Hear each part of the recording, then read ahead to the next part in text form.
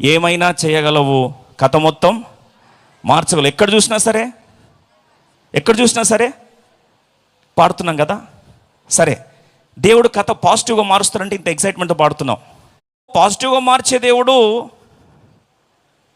కథను నెగిటివ్గా కూడా మారుస్తాడని ఎంతమంది యథార్థంగా సిద్ధపడ్డారు? అప్పుడు బయటపడుతుంది మన నైజం. యోబు సమస్తం కోల్పోయిన తర్వాత ఏమన్నాడు తెలుసా? యెహోవా ఇచ్చెను, యెహోవా తీసుకొని పోయాను, ఆయన నామమునకే స్తుతి కలుగుగాక. అప్పుడు ఏమైనా చేయగలను పాఠం తీసి పక్కన వారేయొద్దు. ప్రభా, నువ్వు ఇలా కూడా చేయగలవు నాయన, నీ సార్వభౌమ చిత్తానికి నేను తల వంచుతున్నాను, సమస్తము సమకూడి మేలుకే జరుగుతాను నమ్ముచున్నాను ప్రభా, ఇందులో కూడా నిన్ను ఆరాధిస్తున్నాను. Can we say that? ఈ రాత్రి చెప్పగలమా అండి? I don't care whatever God allows, ultimately it is going to be for my good. సమస్తము సమకూడిన మేలుకే దేవుడు చేయబోతాడు.